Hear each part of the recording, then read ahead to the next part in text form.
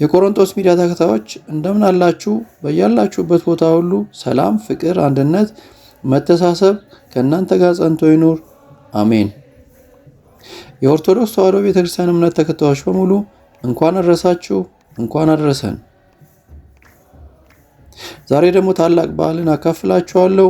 አብራችሁን ብትቆዩ ታተርፉበታላችሁ፣ በረከትም ታገኛላችሁ። አብረን እንዝለቅ። ኢትዮጵያዊው ገበዝ እንደ ልዳ ሊቀ ሰማዕት ቅዱስ ጊዮርጊስ በጌታችን መድኃኒታችን ኢየሱስ ክርስቶስ ታምኖ ጸንቶ መቆም መከራና ስቃይን የተቀበለ የለም። ጌታችንም በጣም ይወደው ስለነበረ ጽናትና ለእኛም የተረፈ በረከት ረድኤት ሰጥቶታል። ይህንን በዓል በተመለከተም ሊቃውንቱ ሌሊቱን በያሬዳዊ ዜማ ወረብ በቦታው ተገኝተው ሲያመሰግኑ ሲቀድሱ አድረዋል።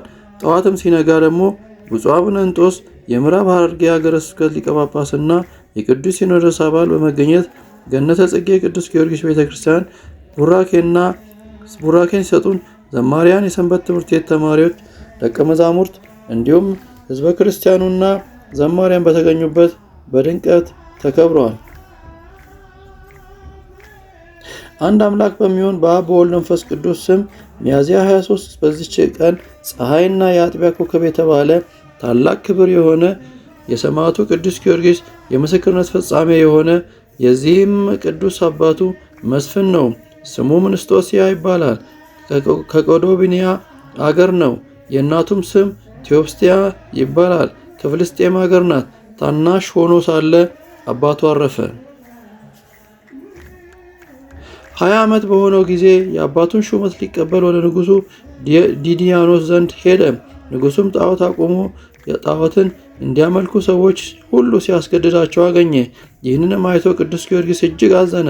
በእርሱ ዘንድ ያለውን ገንዘቡን ሁሉ ለድሆች ሰጠ፣ ለምስኪኖችም አደለ። ባሮቹንም ነፃ አወጣቸው።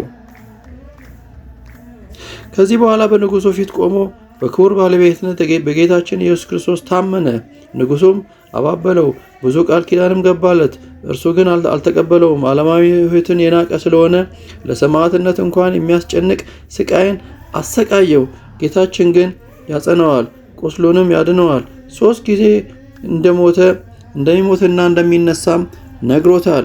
ስለዚህ በዚህ ምክንያት በጣም ሁሉንም የደረሰበትን ችግር ሁሉ ተቋቁሞ ራሱ ጸንቶ መቆም ሰማዕትነትን ለመቀበል የቻለ ታላቅ አባት ነው። ስለዚህ ከዚያ ታላቅ አባት የምንረዳው ብዙ ነገር አለ። ኦርቶዶክሳውያን በሙሉ ከዚያ አባት የምትረዱት ነገር የሚኖረው ምን መሰላችሁ? አንደኛ ጽናት ነው። የመጀመሪያው ለእምነቱ ሰው በእምነቱ ጽኑ ከሆነ ምንም የሚያቀተው ነገር የለም። ሁለተኛ መታመን ነው። ያመነውን ሃይማኖት ደግሞ በእምነት አምነን ታምነን መኖር ይገባናል። ሶስተኛው የኢየሱስ የጌታችን የመድኃኒታችን ኢየሱስ ፍቅር ነው። የእሱ ፍቅር ያደረበት ሰው ምንም አይፈራም። ምንም ቢደርስበትም ለሱ ቁባይ አይሆንም። ስለዚህ በእነዚህ ነገሮች ጸንታችሁ እንድትቆዩ እምነታችሁን እንድታከብሩ የቅዱስ ጊዮርጊስ ሰማዕትነት ይህን ያስተምረናል። እናንተም በዚህ መልኩ እንድትኖሩ እግዚአብሔር ይርዳችሁ። በያላችሁበት ቦታ ሁሉ እምነት በየትኛውም ቦታ፣ በየትኛውም ሰዓት፣ በየትኛውም መከራ ውስጥ ጸንቶ የመቆም አንዱ ጉዳይ ነውና ስለዚህ በየትኛውም ቦታ በሚደርስባችሁ ነገር ሁሉ ምንም ማለት ሳትሸበሩ ጸንታችሁ በመቆየት ጌታችን መድኃኒታችን ኢየሱስ ክርስቶስ በምድር በሚመላለስበት ጊዜ ባስተማረው መሰረት ሐዋርያት በነገሩን መሰረት ሃይማኖት አበው በነገሩን መሰረት ከኛ ቀደምት አባቶች በነገሩን መሰረት ጸንተን በመቆም በእምነታችን ጽኑ በመሆን ሁሉንም ነገር የምናሸንፍ መሆኑን ከቅዱስ ጊዮርጊስ መረዳት እንችላለን። ስለዚህ ሁላችሁም በዚህ መልክ ብትኖሩ ታተርፋላችሁ። ከእግዚአብሔር እቅፍ እንድትኖሩ ያደርጋችኋል። ማንኛውንም መከራ በቀላሉ እንድታልፉት እንድትሻገሩት ያደርጋችኋል። መጨረሻም የመንግስቱ ወራሾች ትሆናላችሁ ብዬ እመክራለሁ። ስለዚህ በዚህ መልክ በእምነታችን ጸንተን እንድኖር የሁላችንም ፍላጎትና ምኞት እንዲሳካ መሰረትም እንዲኖረን ያደርገናልና በእምነታችሁ ጸንታችሁ እንድትቆዩ እመክራለሁ። አብረን እንቆይ። እንደተለመደውም በርካታ ስነ ስርዓቶች አሉ። እነሱን አብራችሁን በቆየት በረከቱ ተካፈሉ። ለዛሬው በዚህ ይብቃኝ። አመሰግናለሁ።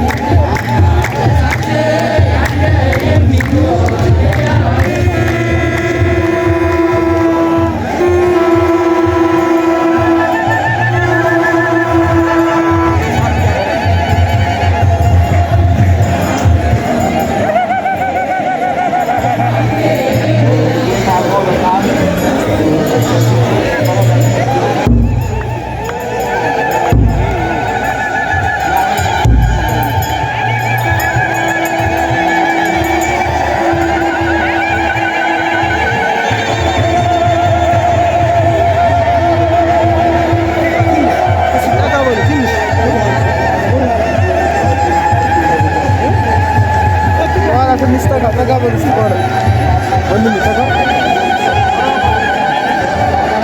ኧረ መታችሁ